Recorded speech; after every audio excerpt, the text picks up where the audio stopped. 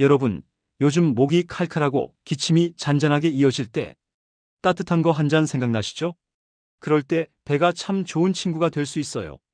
배는 수분이 많아서 목을 촉촉하게 해주는데 도움을 줄 수 있고, 따뜻하게 먹으면 기관지가 예민할 때 편안하게 느끼는 분이 많습니다. 오늘은 배의 포인트 2가지랑 집에서 바로 할 수 있는 배숙배차 먹는 법을 딱 알려드릴게요. 1. 배가 목에 촉촉함을 주는 이유. 배는 기본적으로 수분 함량이 높은 과일이라 입안과 목이 마른 느낌일 때 촉촉하게 도와줄 수 있어요. 그리고 차갑게 먹는 것보다 따뜻하게 먹으면 목이 예민한 날에 좀 낫다 이렇게 느끼는 분이 많습니다. 치료가 아니라 편안함을 돕는 식습관으로 봐주세요. 이 배숙배차, 이렇게 드시면 간단하고 좋습니다. 자, 배숙은 어렵지 않아요.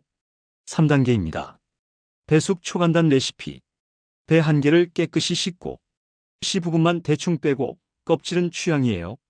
껍질 째면 향이 더 진해요. 냄비에 배를 넣고 물 2컵 정도 붓고 약불, 중약불로 15, 20분만 은근히 끓여주세요. 마지막에 향을 더하고 싶으면 생강 2, 3쪽 또는 대추 1, 2개. 단맛이 필요하면 꿀은 불 끄고 미지근할 때 1작은술만. 그리고 드실 때는요, 국물만 마셔도 좋고 배 과육을 숟가락으로 떠먹어도 좋아요. 특히 저녁에 목이 건조할 때 따뜻하게 한 컵이 부담이 적습니다. 60대 이후, 이건 꼭 주의하세요. 배는 좋지만 누구에게나 많이가 정답은 아닙니다. 당뇨 혈당 관리 중이면 꿀은 빼고 양도 반개, 1개 이내로. 속이 차서 설사 잦은 분은 차갑게 말고 따뜻하게, 양은 조금부터.